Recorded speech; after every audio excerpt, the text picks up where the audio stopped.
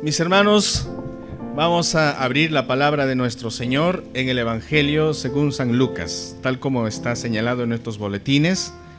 Vamos a buscar San Lucas capítulo 15. Y esta mañana vamos a hablar sobre nuestro Padre Celestial, sobre la manifestación de la compasión de nuestro Padre, sobre la muestra de amor de nuestro Padre Celestial. Porque somos sus hijos y hemos venido porque este es su día. Hemos venido porque como hijos siempre vamos a estar, hermanos, en la necesidad de estar al lado de nuestro Padre, porque Él nos ama. Así que vamos a abrir nuestras Biblias en el Evangelio de según San Lucas, en el capítulo 15. Abramos San Lucas capítulo 15, versículo 11 hasta el versículo 32. Evangelio según San Lucas capítulo 15, versículo 11 hasta el versículo 32. Y tenemos delante de nosotros la parábola del Hijo Pródigo. Es una parábola que nuestro Señor Jesús contó y estoy seguro que es muy conocida esta historia por todos nosotros. De hecho, aquellos que hemos crecido en una familia cristiana sabemos desde la escuela dominical que hemos aprendido esta historia. Habremos escuchado también infinidad de estudios bíblicos sobre la parábola del Hijo Pródigo. Mensajes también hemos escuchado sobre el Hijo Pródigo. Pero en esta mañana quiero centrarme, hermanos, en lo que considero que es el personaje central de esta historia. Y el personaje central es Dios. Él es el centro. Él es si no hay padre, no hay hijo. Él es el centro, hermanos. Entonces, vamos a meditar en ello. Pero antes vamos a dar la lectura a la palabra de nuestro Señor. Y voy a pedirles, hermanos, que estemos atentos, por favor, haciendo el seguimiento en nuestras Biblias. Bien, así dice el Señor en su palabra. Parábola del Hijo Pródigo. También dijo: un hombre tenía 2 hijos, y el menor de ellos dijo a su padre: Padre, dame la parte de los bienes que me corresponde. Y les repartió los bienes. No muchos días después, juntándolo todo, el hijo menor se fue lejos a una provincia apartada y allí desperdició sus bienes viviendo perdidamente. Y cuando todo lo hubo malgastado, vino una gran hambre en aquella provincia y comenzó a faltarle.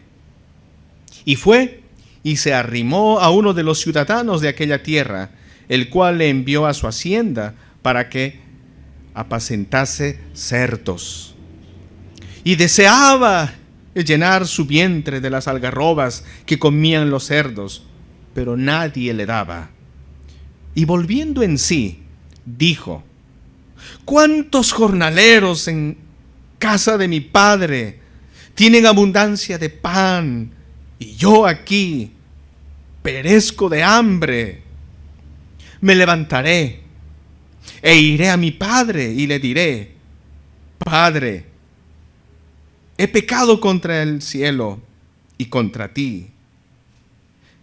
Ya no soy digno de ser llamado tu hijo. Hazme como a uno de tus jornaleros. Y levantándose, vino a su padre. Y cuando aún estaba lejos, lo vio su padre.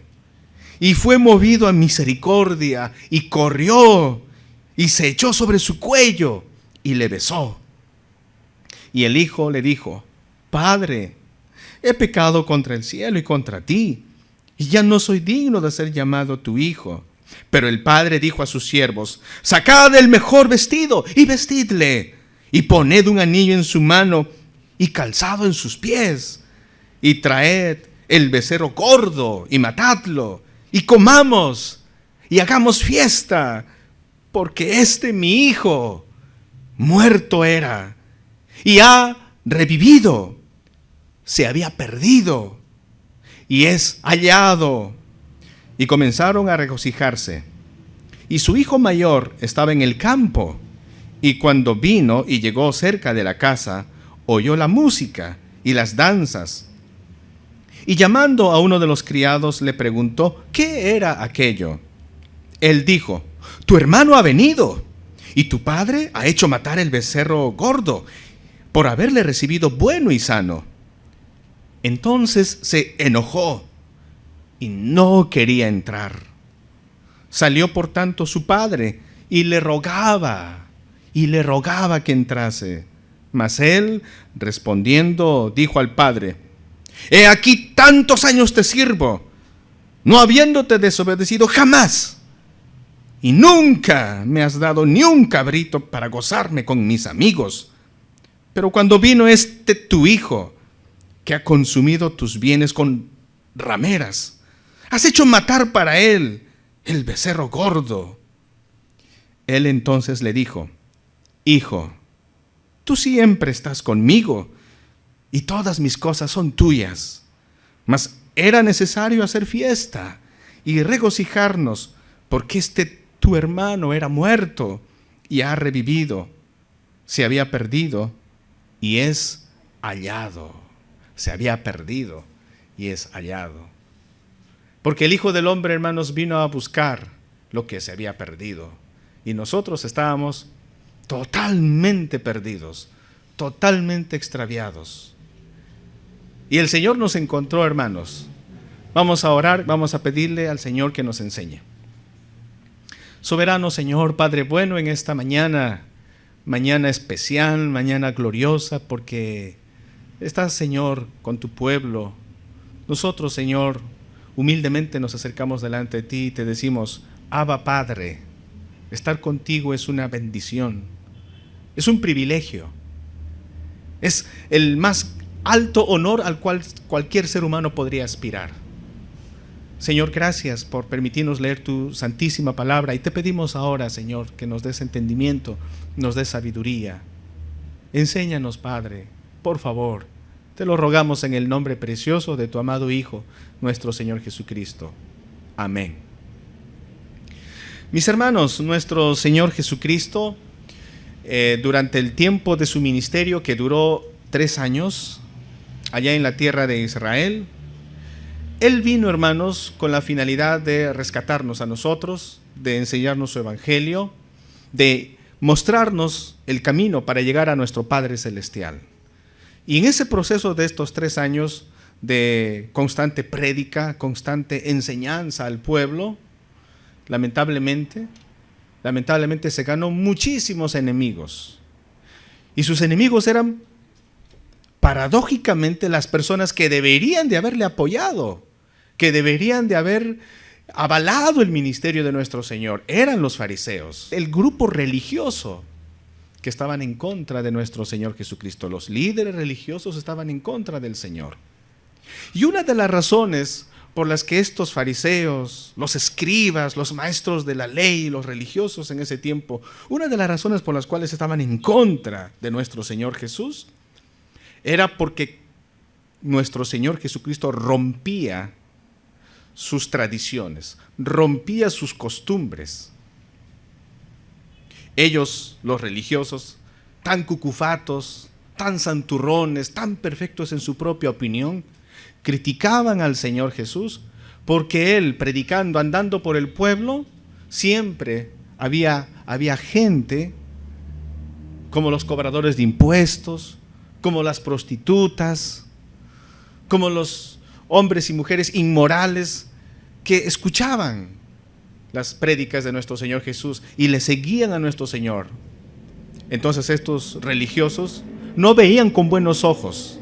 Ellos decían: ¿Cómo este nazareno, cómo él, si es un profeta, puede juntarse con gente de esa calaña, con gente, por favor, ¿dónde? Él tiene que juntarse y tiene que andar con gente buena, con gente honorable, con gente moral, pero esos... Y fíjense, hermanos, por esa razón, el Señor, para enseñarles la gran lección de cómo es nuestro Padre Celestial, es que cuenta esta parábola. Y quiero que veamos un momentito en Lucas, en el capítulo 14, un versículo antes, el versículo 35, Lucas 14, 35, dice así: ni para la tierra ni para el muladar es útil, la arrojan fuera. Aquí está. El que tiene oídos para oír, oiga. Repito, el que tiene oídos para oír, oiga. El Señor Jesús está diciendo, lo que yo estoy predicando, no pongan en saco roto. Quien tiene oídos, escuche atentamente. Aprópiese de las enseñanzas, escuchen. Y el capítulo 15, versículo 1, empieza diciendo, se acercaban a Jesús todos los publicanos y pecadores para oírle. Se acercaban todos los publicanos, es decir, los cobradores de impuestos, que en ese tiempo eran mal vistos porque los consideraban traidores a la patria, porque estos cobradores trabajaban a favor del Imperio Romano, cobrando muchas veces impuestos altísimos y abusivamente a la gente pobre. Eran los peores, eran los mal vistos, los cobradores, los publicanos. Y dice la Biblia, también los pecadores se acercaban para oírle. Y esto escandalizaba, hermanos, a los religiosos. Esto les incomodaba grandemente. Y aquí, hermanos, entonces empezamos la historia que el Señor contó. Yo la he dividido, hermanos, en 3 partes. Primero, quiero que meditemos en el Padre misericordioso y tierno que tenemos aquí. Y en segundo lugar, quiero que también reflexionemos en estos 2 hijos, porque la historia nos dice que este padre tenía 2 hijos. El hijo menor es muy popular, muy famoso, porque es el hijo pródigo, el que se fue de casa. Pero el hijo no tan popular es el hijo mayor, el que se quedó en la casa, el que fue obediente a su padre.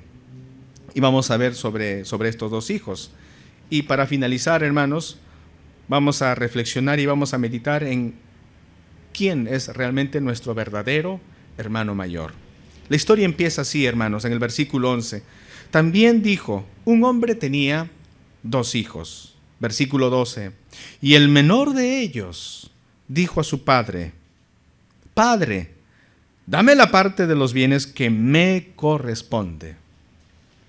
Estamos en el siglo XXI, estamos a distancias del primer siglo. Nuestra cultura peruana es distinta a la cultura de Medio Oriente. Para entender esto, hermanos, necesitamos imaginariamente viajar al pasado, viajar a Medio Oriente y tratar de averiguar cuáles eran las costumbres sociales, culturales de la gente de esa época. Y culturalmente, hermanos, en Medio Oriente, las personas de más alto honor, las personas más respetadas en esa cultura eran los padres. Porque la Biblia dice, honra a tu padre y a tu madre. El 5.º mandamiento dice, honra a tu padre y a tu madre. Y los judíos han crecido con esa cultura de a los padres hay que honrar, a los padres hay que valorar, a los padres hay que amar, hay que respetar. Aunque como en toda sociedad siempre van a haber hijos desobedientes, eso es cierto. Pero ese era el modelo, ese era el estándar. Todo hijo tenía que honrar a su padre. Cuando Jesús dice que había un hombre que tenía 2 hijos y el menor le dijo a su padre, Padre, dame la parte de la herencia que me corresponde, cuando el Señor pronunció estas palabras, de hecho, hermanos, de hecho que los oyentes, la gente que estaba allí escuchando la enseñanza, definitivamente se sintieron extrañados y muy incómodos. ¿Por qué razón, hermanos? Porque en esa época la herencia nunca se repartía a menos que el padre haya muerto. Una vez que el padre muriera, recién se repartía la herencia. Estando el padre vivo, no se tocaba la herencia, no se tocaba. En otras palabras, este hijo menor, cuando le dice a su papá, dame lo que me corresponde, está insinuando, papá, a mí me importa más lo material. Papá, perdóname, pero a mí me interesa mi independencia. A mí me interesa vivir la vida a mi manera. A mí me interesan las cosas materiales que tú tienes. A mí me interesa tu dinero, tu riqueza. Y eso me corresponde a mí. Soy tu hijo y tienes que darme. Porque yo tengo planes que cumplir. Y en mis planes, en mi proyecto de vida, lo siento, padre, tú estás de sobra. Mi familia y mi hermano están de sobra. Me obstaculizan. Yo necesito lo que a mí me corresponde, padre. Es como si también le dijera, padre, ¿por qué no te mueres? Y saben, hermanos, eso realmente es duro. Para un padre darse cuenta que su hijo no lo valora, que su hijo realmente no lo aprecia, es duro, es difícil. La gente que está escuchando esta historia definitivamente están pues incómodos.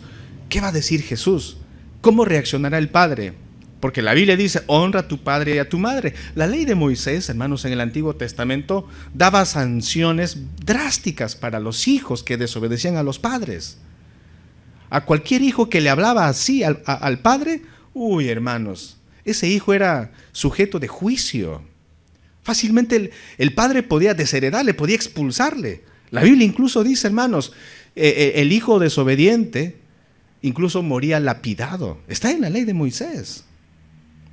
Así de drástico era, hermanos. Así se tenía que valorar a los padres. Pero aquí este hombre, este hijo menor, le dice a su padre, y vuelvo a repetir, Padre, quiero ser libre. Quiero vivir mi vida a mi manera. Quiero buscar mi propio destino. Quiero buscar mi propia felicidad. En otras palabras, es como si dijera, Padre, no estoy feliz estando en la casa. No estoy feliz estando bajo tu cobertura. No me siento bien. Necesito conseguir mi felicidad a mi manera, a mi estilo. Y bueno, para eso necesito que no te interpongas y me des lo que me corresponde. Saben, hermanos, este hijo menor es una representación de nosotros los seres humanos. Porque nosotros como humanos hemos sido creados por Dios. Dios nos ha puesto aquí en esta tierra, hermanos, para administrar toda su creación. Dios nos ha creado para disfrutar de Él, para gozarnos con Él. La meta de todo ser humano, hermanos, es conocer a Dios, disfrutar de Dios, gozar de Dios, deleitarnos en el Señor. Pero lamentablemente, hermanos, la raza humana quiere buscar su felicidad en otro lugar. Quiere vivir independiente de Dios. Quiere vivir alejado de Dios. ¿Por qué? Porque no quiere la fiscalización del Padre. No quiere rendir cuentas a papá. No quiere obedecer a papá. No quiere sujetarse a las normas que hay en casa. Por lo tanto, me voy a retirar. Pero lo sorprendente, hermanos, es la reacción del Padre. Y vamos a ver aquí la reacción de nuestro Dios. Porque este padre de esta historia, este papá de esta historia es la representación de nuestro Dios, porque Él es nuestro Padre. Y miren lo que dice el versículo 12. Una vez que el hijo menor le pide esto, algo realmente escandaloso, algo bochornoso. ¿Cómo puede desear que su padre esté muerto? ¿Cómo puede manifestar interés? No por el papá, no ama al papá, realmente este hijo no ama a su papá. Y miren lo que dice la Biblia en el versículo 12, en la mitad del verso 12 dice, y les repartió los bienes. Eso es sumamente extraño. El padre, ¿qué hace el padre? Lejos de decir a los ancianos, ¿saben qué, ancianos? Mi hijo me ha faltado gravísimamente el respeto, así que bueno, hay que cumplir, hay que sancionarle, castiguen a este hijo mío. ¿Sabes qué, hijo? Mereces un par de bofetadas y aléjate de mí. En lugar de hacer esto, ¿qué hace el padre? Ok, hijo, ¿quieres eso? Bien, vamos a repartir la herencia entonces. Y les repartió. Y noten, hermanos, que acá dice que partió la herencia. Según la ley de Moisés, hermanos, el primogénito, el hijo mayor, siempre tenía derecho al mayor porcentaje de la herencia. Los 2/3 de la herencia le correspondía al hijo mayor. El hijo menor se quedaba con un tercio de la herencia. ¿Por qué era la costumbre así? Bueno, porque en Medio Oriente, hermanos, el hijo mayor, a la muerte del papá, el hijo mayor quedaba como el patriarca, el encargado de mantener la unidad de la familia, cuidar a sus hermanos menores y hacer respetar el nombre y el honor de su difunto padre. Por eso el hijo mayor tenía mayor herencia. Entonces, ¿qué hace el padre? Bueno, reparte los bienes. En una sociedad agrícola, hermanos, realmente la vida de un hombre estaba ligado a la tierra. Su vida era el campo, su vida era su terreno, su vida era su chacra. Y la gente en esa época tenía prestigio y tenía valor en la sociedad en función a cuántas hectáreas tenía de tierra, en función a cuánto cultivaba. Así era la vida en ese tiempo. El hombre valía por los terrenos que tenía. Sus tierras, sus campos eran prácticamente su vida. Por esa razón, miren, cuando dice, y les repartió los bienes, esta palabra bienes que está aquí, en el idioma griego es la palabra bion, de bios. Y ustedes recordarán, hermanos, sus cursos de biología, ¿no? La primera clase de biología viene de dos voces griegas. Bios, que significa vida. Entonces, literalmente está diciendo aquí que el padre repartió su vida. Lo que está diciendo aquí, hermanos, es que el papá, la única manera de darle dinero a este hijo es vender su chacrita, vender su tierra, y así tener el líquido y para darle a este hijo que lo necesita. Realmente este padre se está sacrificando porque se está exponiendo al limitar su prestigio y su honra en su comunidad. Porque la gente va a decir, ¿y por qué has vendido tu terreno? ¿Qué ha pasado? Es que voy a darle la herencia a mi hijo. ¿Qué? No puede ser, la herencia se reparte cuando tú te mueras, pero estás vivo, ¿qué estás haciendo, hombre?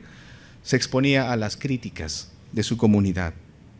Pero vemos aquí la generosidad de este padre. ¿Y qué sucede con el hijo menor? Una vez obtenido lo que quiere, dice la Biblia en el versículo 13, no muchos días después, este hijo menor tenía urgencia de irse de casa. Realmente estaba muy urgido. Por eso dice, no muchos días después, juntándolo todo, el hijo menor se fue lejos, a una provincia apartada, lejos. Como diciendo, mi pueblo es pequeño, me van a ver como yo vivo, mejor me voy a otra provincia, a otro pueblo donde nadie me conoce y ahí voy a hacer lo que quiero. Ahí haré una fiesta de mi vida. Total, ya tengo ya el dinero de mi papá. Se fue para vivir la vida disipadamente. Y dice la Biblia, y allí desperdició sus bienes viviendo perdidamente. Ese es el estilo de vida cuando no tienes a Dios. Ese es el estilo de vida, hermanos. Ese es al final a donde uno llega cuando no conoce a Cristo Jesús. Como dijo en una ocasión el Señor, ¿de qué le vale al hombre si gana todo el mundo y pierde su alma? ¿De qué le vale a una persona juntar y acumular bienes materiales cuando con eso no vas a comprar paz? Cuando con eso no vas a comprar aceptación? Cuando con eso no vas a comprar esperanza. ¿De qué vale tener tanto cuando has despreciado a tu Padre? Cuando le diste la espalda a tu Padre celestial.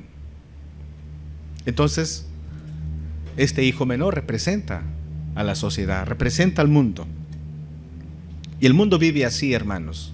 Por eso el apóstol Pablo en Efesios 2:12 dice, en aquel tiempo vivías sin Dios y sin esperanza en el mundo. Porque vivir sin Dios, hermanos, a corto plazo puede ser una vida, como dicen los jóvenes, chévere, bacán, una vida que no hay que rendir cuentas a Dios, no hay que tratar de portarnos bien, lo máximo una vida sin Dios, libre de ataduras religiosas y esas ideas.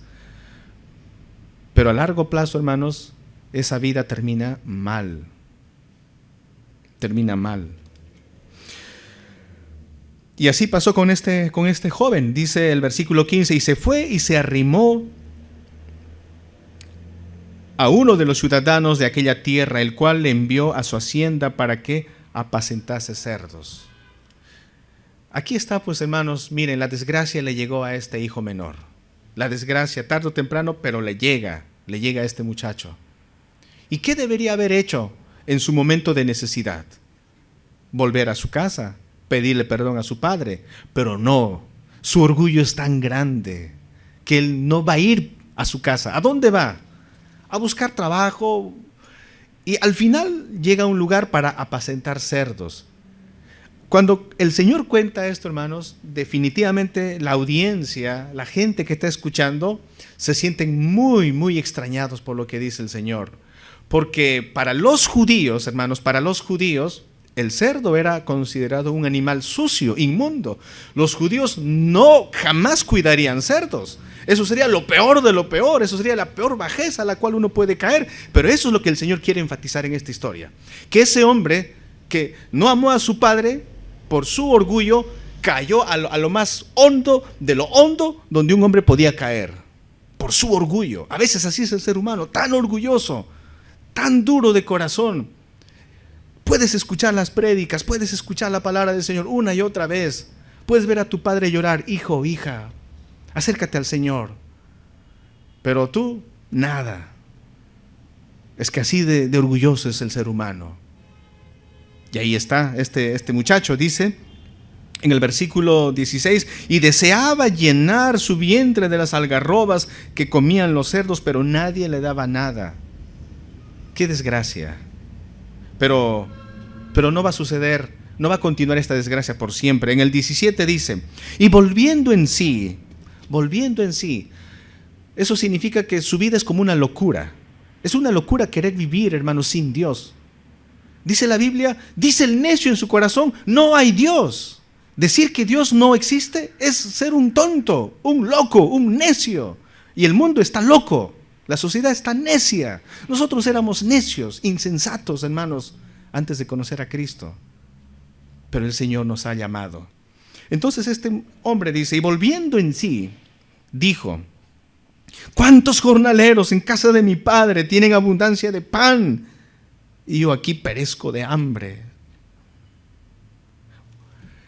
A veces, hermanos, uno tiene que conocer todavía la aflicción. A veces uno tiene que caerse al piso todavía y que te duela en el alma para que recién valores a Dios. Recién valores a tu Padre. Y eso es lo que le pasa con este muchacho. Recién viéndose en esa situación, recién piensa y dice, en la casa de mi papá, los jornaleros, los trabajadores, no tenían necesidad. Ellos tenían pan y yo aquí no tengo que comer.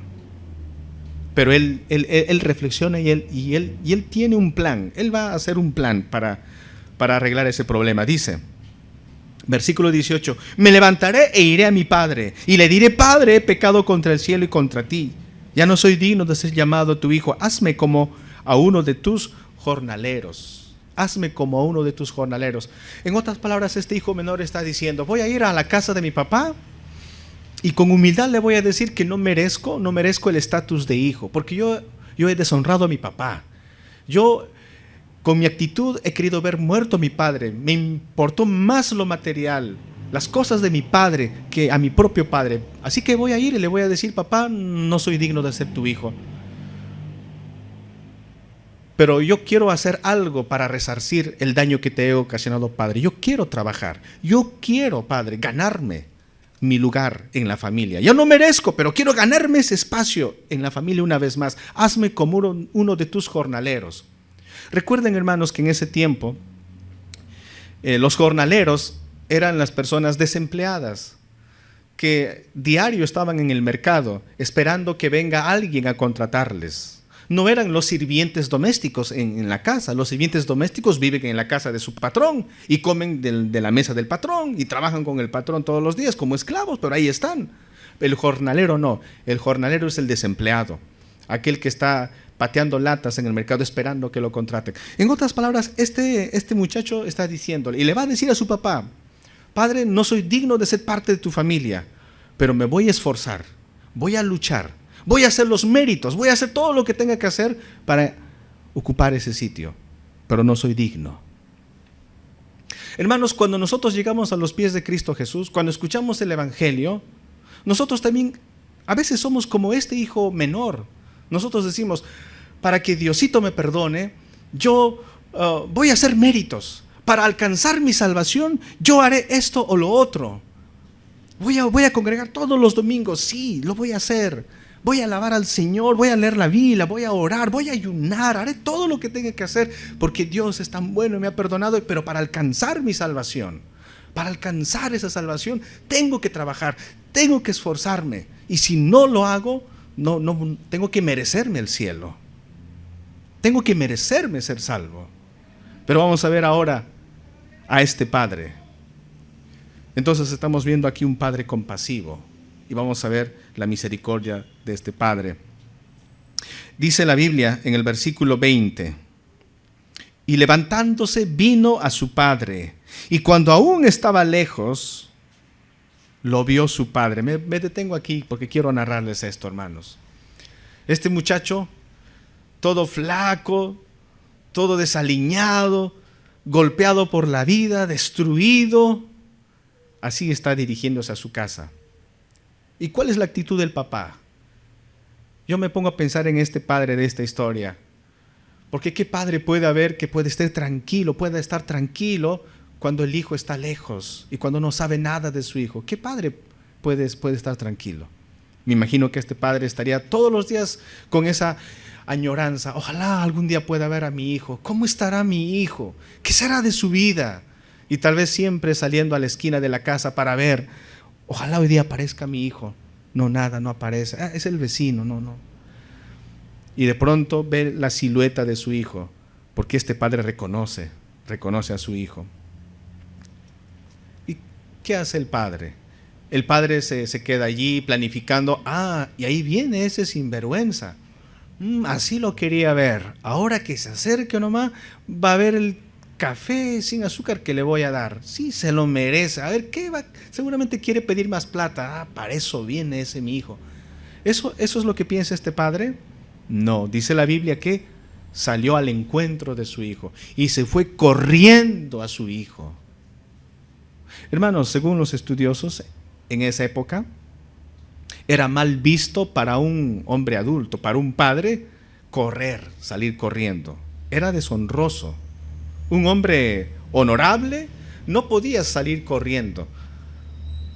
Tal vez los niños pueden correr, de hecho los niños siempre corren, hermanos, ¿no? Pero un hombre adulto, un padre, un señor de casa no puede correr. Pero la Biblia dice que este padre sale corriendo y para correr, de hecho que tiene que alzarse la túnica y tiene que mostrar las piernas y sale corriendo. Ha llegado el día más feliz para la vida de este padre. Este es un día glorioso para este padre. La Biblia dice, hermanos, acá, que hay gozo en los cielos por un pecador que se arrepiente, hermanos. Hay fiesta en los cielos. Fiesta, hermanos, como no nos podemos imaginar. Y este padre está mostrando aquí su dicha, su gozo, su satisfacción y dice, sale corriendo. Este muchacho llega con la idea de, voy a decirle estas cosas a mi padre. Y de hecho quiere decirle, pero el padre literalmente se abraza a su hijo, besa a su hijo. ¿Y qué es lo que hace el padre? Llama a los sirvientes y les dice, traigan la mejor ropa, traigan anillo, pónganle anillo en el dedo de mi hijo, maten el becerro, tiremos la casa por la ventana, hagamos fiesta porque mi hijo estaba muerto y ahora está vivo. Lo había perdido, pero lo he encontrado. En otras palabras, hermanos, si este hijo menor estaba diciéndole al padre, padre, dame la oportunidad de resarcir el daño que te hice, quiero trabajar para ganarme mi posición como hijo tuyo una vez más, el padre le está diciendo, no necesitas hacer eso, tú eres mi hijo, no necesitas hacer nada de esto. El anillo te corresponde a ti, la ropa te corresponde a ti y la fiesta la voy a hacer por ti. Ven. Eso es la gracia de Dios, hermanos. Cuando nosotros, escuchando el Evangelio, llegamos a los pies de Cristo Jesús, como en esta vida siempre nada es gratis, sabemos que nada es gratis en esta vida, que queremos conseguir algo y tenemos que lucharla y sudarla. A veces pensamos también que así es la vida eterna, que la vida eterna también tengo que lucharla, tengo que esforzarme para ser aceptado por Dios. Pero el Señor nos dice, no tienes que hacer nada de esto.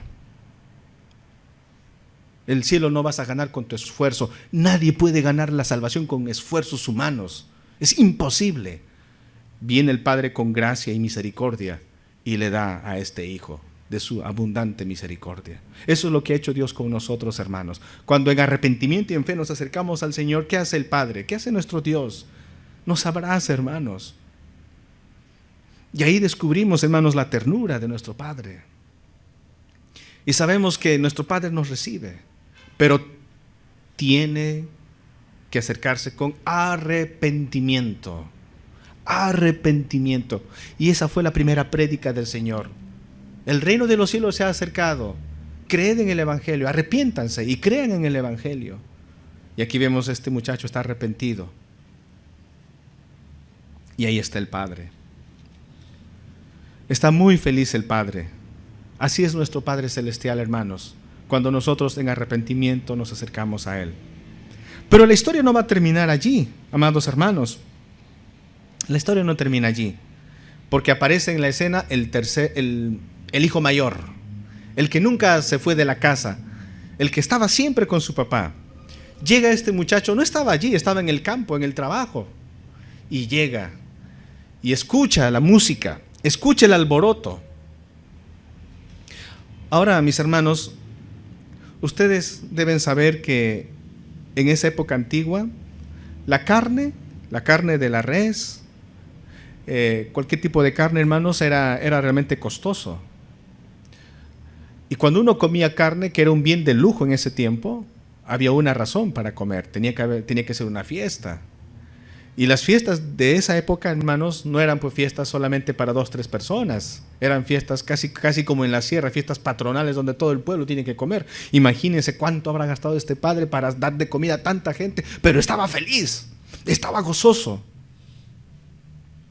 La recepción a este hijo tuvo un costo, pero este hijo menor no pagó el costo. Y vamos a ver ahora quién ha pagado ese costo. Y aquí aparece el hijo mayor. Si el padre ya había repartido la herencia, lo único que le quedaba al padre, ¿de quién era ese dinero? ¿De quién era esa herencia? Si al hijo menor ya le dio, ¿de quién era esa herencia entonces? Del hijo mayor. Entonces, ¿de dónde tuvo que sacar el padre para hacer esa fiesta? Del hijo mayor, del heredero. Y él no va a estar de acuerdo, porque él se va a sentir afectado, perjudicado. Y vamos a ver qué sucede. Este muchacho, este hombre, llama a un criado. Hey, ¿qué está pasando? ¿Por qué escucho música, alboroto? ¿Qué ha sucedido? El sirviente le dice, Señor, lo que pasa es que ha vuelto tu hermano y tu padre está haciendo una fiesta, un banquete. Y este hombre no quiere entrar. Se siente muy incómodo, molesto, a tal punto que el pobre papá, el pobre padre tiene que salir para rogarle. Dice la Biblia, sale para suplicarle. ¿Y qué le dice este hombre? El hijo mayor, tanto es su cólera, su enojo, que ni siquiera le llama papá a su papá, que ni siquiera llama mi hermano a su hermano menor. Miren lo que dice en el versículo 27. El verso 28. Entonces se enojó y no quería entrar. Salió por tanto su padre y le rogaba que entrase. Mas él respondiendo dijo al padre, he aquí tantos años te sirvo. Aquí está su reclamo. Tantos años te sirvo, no habiéndote desobedecido jamás. Este hijo mayor era un hombre bueno, era un hombre cumplidor, era un hombre, como él mismo lo dice, le está sacando en cara a su padre, le dice, yo sí soy un buen hijo, yo sí estoy siempre contigo, yo siempre te he obedecido, nunca me he comportado como ese tu hijo, yo sí. ¿Y a mí me has dado algo? ¿Me has dado siquiera un cabrito para hacer fiesta con mis amigos? Pero si viene ese, a ese sí le haces una fiesta. ¿Y a mí? Hermanos, cuando el Señor incluye en la historia a este hijo mayor, el Señor tiene en la mente a los religiosos, a los fariseos. Porque en la vida real, ¿quiénes son los hijos mayores? ¿Saben, hermanos? Los hijos mayores son estos religiosos, estos santurrones, estos que se cuidan y se esfuerzan por cumplir la ley, por ser obedientes, por afuera, pero por adentro, este hijo mayor se parece al hijo menor. ¿Por qué se parece? Porque en su corazón internamente, a este hijo mayor no le interesa el papá. Debería de estar contento, debería de haber dicho, Padre, este es un día glorioso para ti. Yo me alegro contigo, papá. Claro que voy a entrar y voy a ver a mi hermano. No le importa a su padre. Quiere arruinar la fiesta del padre ausentándose de esa fiesta. ¿Cómo se sentiría el padre, no? Le está suplicando, entra, hijo, entra. Él dice, no, yo me he portado bien, yo hice todo esto, nunca te he defraudado. Este es un hombre que vive moralmente. Este es un hombre religioso. Y hay dos maneras de vivir alejado de Dios, hermanos. La primera manera de vivir alejado es teniendo una vida licenciosa, una vida inmoral, una vida alejada de Dios, como la del hijo pródigo. La segunda manera de vivir sin Dios y alejado de Dios es viviendo autoengañado, viviendo con tu religión, con tu tradición, viviendo siendo obediente. Y tú dices, yo voy a obedecer a Dios, pero para que Dios me bendiga. Yo voy a ir a la iglesia, yo voy a trabajar para Dios, pero yo necesito que Dios me bendiga. Y si en algún momento Dios no te da lo que tú pides, o si Dios no hace lo que tú quieres, te resientes. Y dices, ¿sabes qué, Dios? Estoy incómodo contigo, pero años te sirvo. Años estoy trabajando en el ministerio y tú no me das. ¿Sabes qué, Dios? Creo que he perdido el tiempo contigo y mejor me voy. Eso fue lo que pasó con este hijo mayor. Entonces, en otras palabras, a él lo que le interesaba era el cabrito de su papá, porque le saca en cara, ni un cabrito me has dado. O sea, lo que dice es, Padre, a mí también me interesa lo material, no me interesa tu felicidad, no me interesas tú. Tanto el inmoral como el moralista, sin Dios están así. Y termino diciendo lo siguiente. Cuando vemos esta historia, hermanos, la historia parece que no termina de una manera en la que quisiéramos que termine, porque termina el padre hablando, pero más no sabemos si el hijo mayor habrá entrado, no sabemos más. Ahí acaba la historia. ¿Y por qué acaba Jesús la historia de esa manera? Porque la historia del Señor quiere continuarla en nuestras vidas. En nuestras vidas. En la historia de la oveja perdida, hermanos, de este mismo capítulo, el pastor salió a buscar a la oveja. En la historia de la moneda perdida, la señora que extravió su moneda buscó su moneda y lo encontró. Pero en la historia del hijo pródigo, ¿quién fue a buscar al hijo pródigo? ¿Alguien fue a buscar al hijo pródigo? No. ¿Y quién se supone que debería tener el interés de ir a buscar a este hijo pródigo para hacerlo volver a la casa? ¿Quién? ¿Quién debería ir a buscar? ¿Saben qué, mis amados hermanos? Por eso Jesús contó esta historia, para llamarles la atención a los fariseos. Cuando hay conflictos en la familia, y tradicionalmente en la cultura judía era así, cuando un hijo se portaba mal, ¿quién era el encargado de llamar la atención a este hijo? Era el hermano mayor. Era el hermano mayor. Si su hermano se portaba mal, el hermano mayor decía, mira, hermano, no me agradó la manera en la que tú estás tratando a papá. Mira, corrige eso, hermano mío, por favor, porque es nuestro padre y le debemos respeto y amor a nuestro padre. Es el hijo mayor el que debería estar preocupado por tratar de arreglar el problema. Es el hijo mayor el que debió haber salido a buscar a este hijo pródigo. Es este hermano mayor el que debió haber dicho, padre, te veo todos los días triste. Padre, tu vida parece que ya no es vida porque estás triste. Sí, hijo mío, es que sufro por tu hermano. No te preocupes, papá. ¿Sabes? Voy a buscar a mi hermano. Voy a ir. No sé dónde se habrá ido. Voy a invertir dinero si necesito invertir dinero, pero voy a encontrar a mi hermano. Este hermano debió haber ido a buscar a su hermano menor. Debió haberle dicho, hermano, mira, yo te amo, yo te aprecio, papá también, y sufre por ti, hermano, y no está bien que tú estés así, no está bien que tú estés lejos. Vamos a la casa, hermano, vamos. El hermano mayor debió haber hecho eso. Y en la historia y en el contexto, ¿quiénes son los hermanos mayores? Los líderes religiosos, aquellos que se supone conocen más a Dios. Y ellos fueron capaces de ir a estos publicanos para hablarles de Cristo. ¿Fueron capaces de ir a estos pecadores inmorales? No. Por eso el Señor Jesús cuenta la historia, para llamarles la atención. Pero aquí sí tenemos un verdadero hermano mayor que sí, Él sí vino para buscarnos. ¿Quién es nuestro hermano mayor que vino para buscarnos a nosotros extraviados? Nuestro bendito Señor Jesús.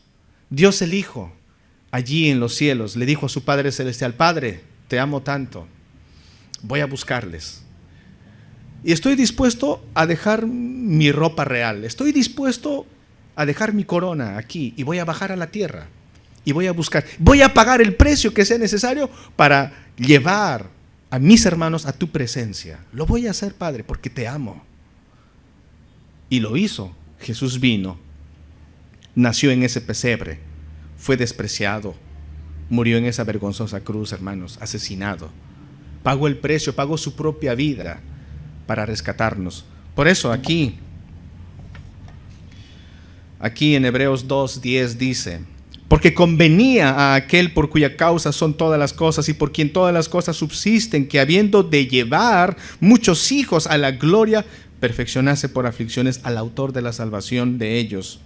En el versículo 11 dice: porque el que santifica y los que son santificados de uno son todos, por lo cual no se avergüenza de llamarlos hermanos. No se avergüenza de llamarlos hermanos. El Señor Jesús fue nuestro verdadero hermano mayor. Él dejó, hermanos, la casa del Padre y vino para buscarnos a nosotros. Y el día de hoy sigue buscándonos. ¿Cuántos hijos extraviados están ahora, hermanos, afuera en el mundo, perdiéndose? Pero nuestro Señor Jesús, Él dice: yo voy a pagar, con mi vida voy a pagar, porque me interesa el gozo de mi Padre. Hay fiesta en los cielos. Que el Señor nos ayude, hermanos. Que el Señor nos ayude a reflexionar. ¿En dónde estamos nosotros? ¿Estamos ya en la fiesta? ¿Hemos ingresado ya?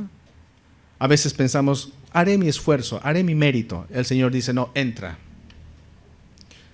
¿Quién ha pagado el precio para esa fiesta? El Señor Jesús, con su propia vida. Para nosotros, hermanos, es gratis. La salvación es gratis, hermanos. No hemos pagado nada. Pero para el Señor Jesús le costó su vida. Él pagó, hermanos, para que ingresemos a la fiesta, que es símbolo de la salvación, la vida eterna. Oremos al Señor. Señor, te agradecemos en esta mañana por tu bondad. Gracias por mostrarnos esta historia. Tú eres el Padre compasivo y misericordioso. Nosotros somos como estos hijos. Oh Señor, nos dices una vez más que nos amas, que eres tan paciente, tan tierno, tan amoroso, tan generoso, tan dadivoso. Ayúdanos a ser hijos obedientes, pero no como el hermano mayor. No, Señor. Ayúdanos a amarte, no por lo que tú nos puedas dar, no por las bendiciones que tú nos puedas dar. No, Señor. Queremos amarte a ti por quien eres tú, Señor. Así nos des o no nos des, igual queremos amarte. Así nos cures de nuestra enfermedad o así nos mantengas todavía tal vez enfermos, igual queremos amarte, Señor. Porque tú nos amaste y nos amas continuamente. Gracias, Señor, por tu misericordia. En el nombre de Jesús. Amén.